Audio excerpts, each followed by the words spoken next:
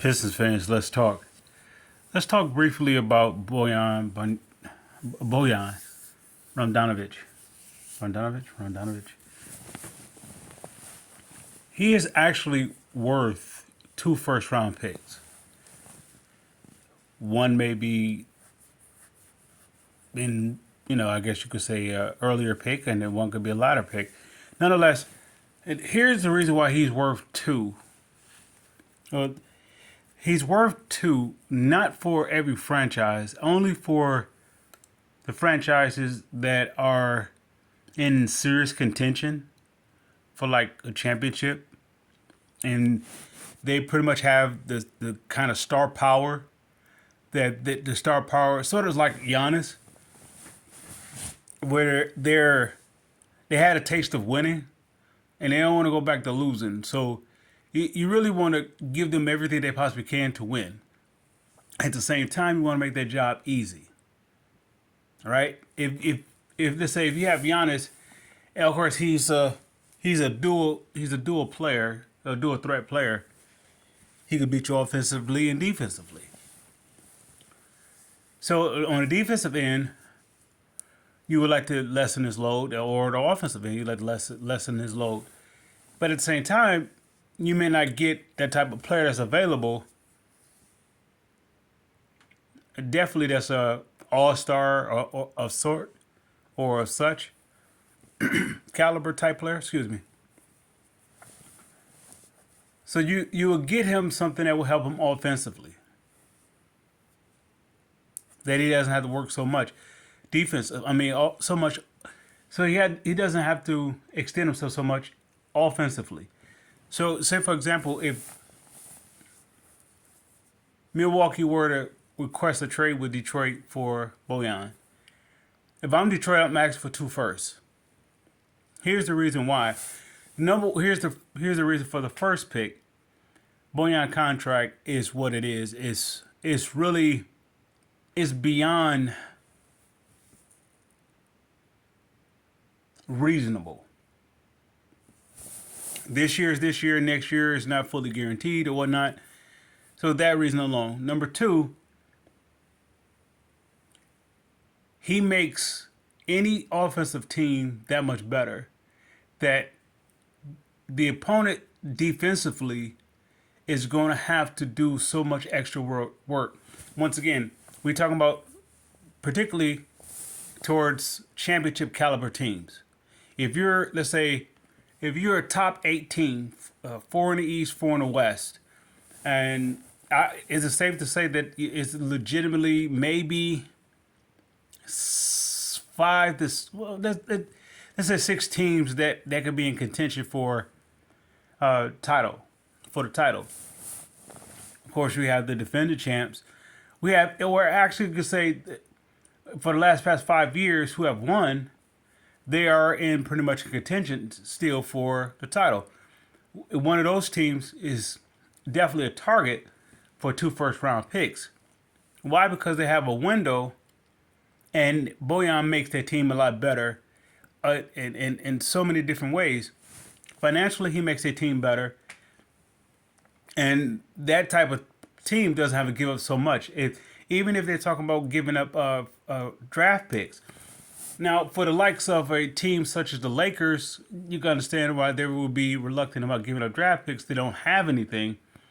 And you have one of those teams they basically bottomed out on a draft selections, then it's understandable why they would be reluctant to give it up.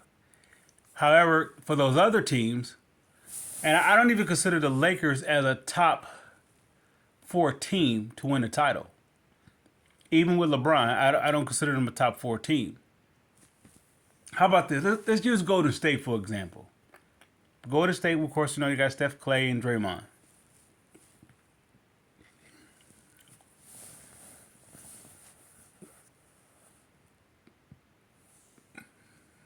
Could you add? They of course, they got Chris Paul, too. Excuse me. They have Chris Paul, too.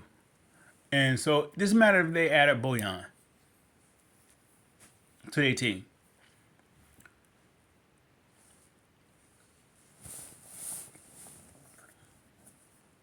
This imagine Bojan went to Denver. Let's imagine Boyan go to Dallas. Any contending team that has won a title or was in the finals in the last past, let's say 5 years. Each of the 5 years, if I was the Pistons, if they were to ask for Boyan, I would ask for 2 first round picks. His contract is reasonable. What he has to offer on the court is reasonable for a 1st round pick. His contract is worth a 1st round pick, and his capabilities on the court is worth the 1st round pick. Somebody say, well, he's limited on defense. Majority of the teams that may be in contention, they're already a good defensive team, which will put them in a position to be in contention. They're a good defensive team. So having a guy that can shoot, space the floor, and everything else, very specifically, if you have someone like Jokic, or you have someone like the gentleman from Dallas, or Giannis, or any who else can we say that is maybe Miami, even Miami, that is very specifically if Miami end up with Damian, if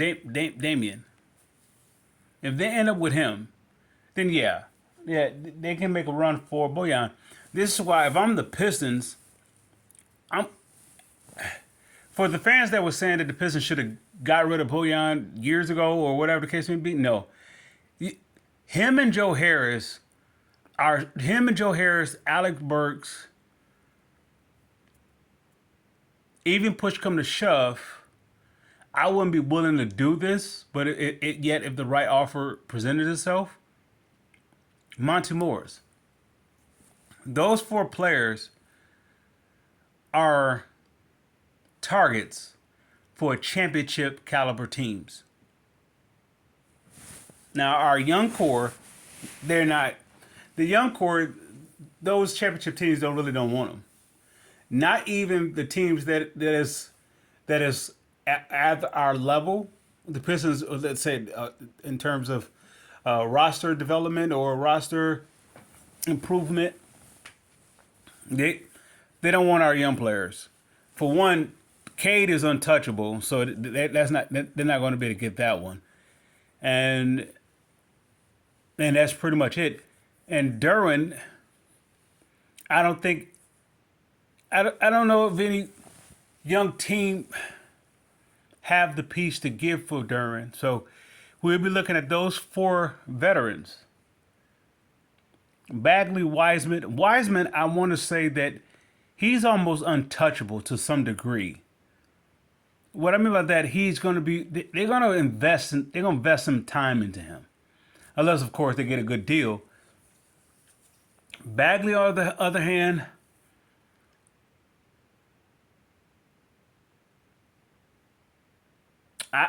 he's expendable. I mean, he can go. Bagley's my guy. I'm not saying he can go like I want him out of here. I'm saying that if the right proposal, right trade proposal was presented, then yeah, I can see him go. But with that said, Alec Burks, Joe Harris, Monty Morris, as well as Boyan, all 4 of those are targets. They are immediate targets for any championship caliber team. Why? For 2 reasons. Oh, here's the 3rd reason. I gave you 2. Here's another reason. Well, let's say teams want to be stacked ready going into the postseason. And what I mean by stacked ready, they want to be deep just in case anything happens. The one thing about having a veteran, you don't have to squeeze them into an offense. You don't have to learn how to do nothing. You're bringing them in. You're bringing them in just to do what they do. Okay, with Joe Harris, you know what he does. Boyan, you know what he does. Alec Burks, you know what he does. And Monty Morris, you know what he does. So any veteran team, or let's say, forgive me, a veteran team, any contending team. They're looking for veterans that they don't have to, especially crunch time, getting ready to make that final push towards the postseason. The courts is all doing deadline or by trade deadline. They're making the talks, and those four players, and they those four players are tremendous assets for any contending team. And Troy Weaver did right by having all four of those players. If let's say if nobody calls and they end up staying with the Pistons, it's still equal. It's still equal value because what they bring to the Pistons locker room is something that the Pistons. Okay, if the Pistons didn't have Morris, Burke, Harris, or Boyan on their team, look how this team will actually look without vets. Look how it will look. You're talking about there is no glue guys. There's no stopgap. Everybody's the one thing about if you have a bunch of young players is a good thing because nobody really scratched the surface of what they can do, whatever. But at the same time, you really don't know what you have, other than potential. Flash is what they showed in maybe the collegiate ball or that sort of thing. But other than that, you really don't know what you have. Nothing is really, I guess you could say, considered dependable. But with those vets, you know exactly what you're getting. Even with the likes of Bagley, you don't know what you're getting, and he's considered a veteran. You don't know. So the veterans, if you don't have those four vets on this team, your veterans are Bagley and Wiseman, and also Stewart. Those are your veterans, and Killian. I guess that's your veteran group, but they're still trying to figure it out.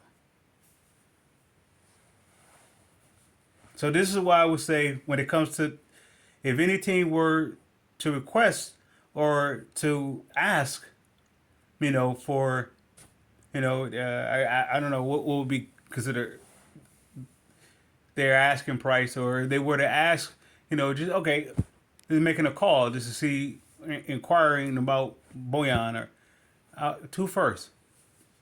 Give me two first. One may be protected, one may be unprotected. Two first. Two first. Or you're talking about a first and a guy who's going to be a depth guy or a starter.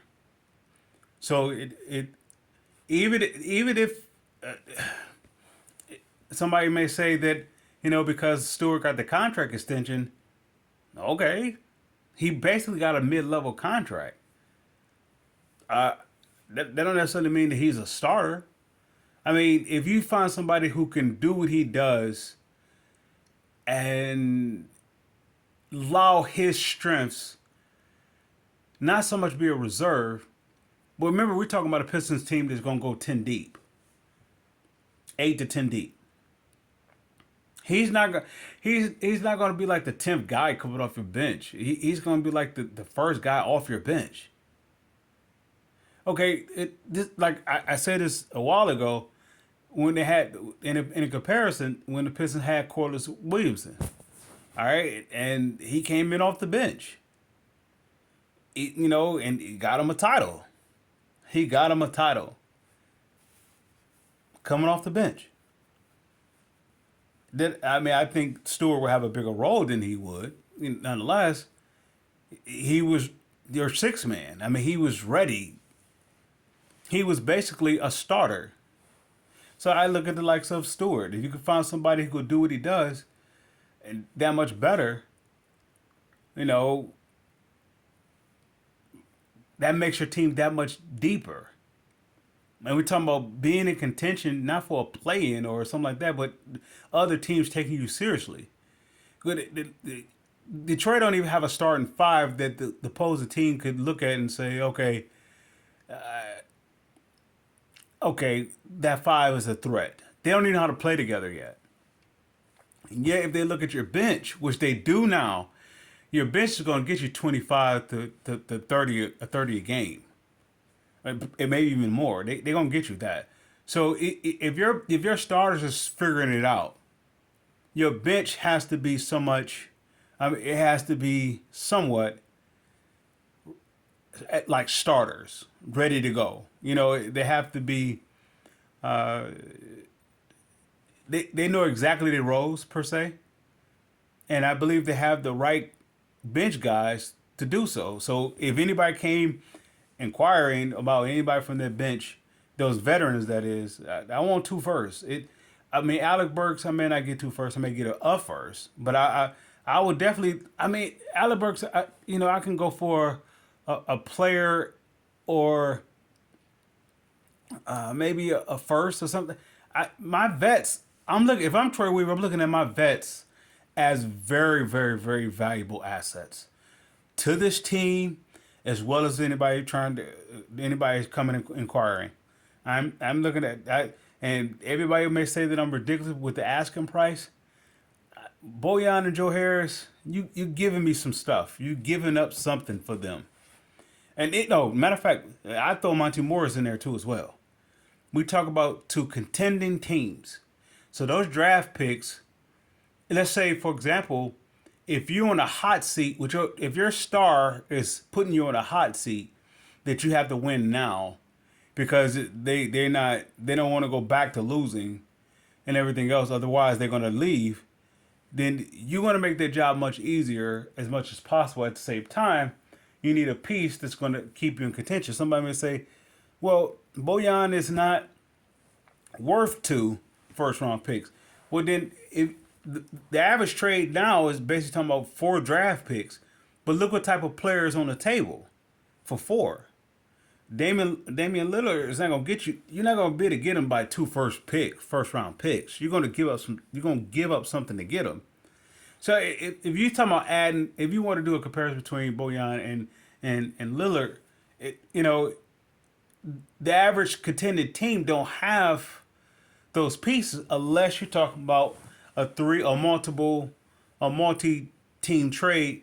And even still, if Miami, all right, we want Damian, and we need a third partner. So all right, well, this is where the Pistons comes in. They have the veteran group to make those type of deals work. So this is why I'm saying with the Pistons, I'm asking for a lot for my vets. Alec Burks, Joe Harris, Monty Morris, Bojan. I'm asking for a lot.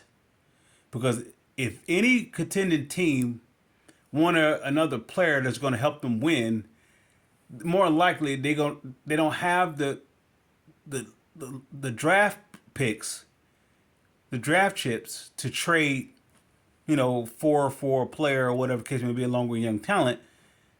Normally they're outside that running because they gave up that to get the kind of position that they're in to be contending. So this is where the Piston team is. I love what Troy Weaver has done. And then somebody might say, well, he should have he should never traded for Joe Harris, never brought in Monty Morris, or he should have got rid of Alex Burks or Bojan in the offseason. Y'all really don't understand how it works, or better yet, see the bigger picture. He's doing the exact same thing what Joe Dumars was doing with Darko.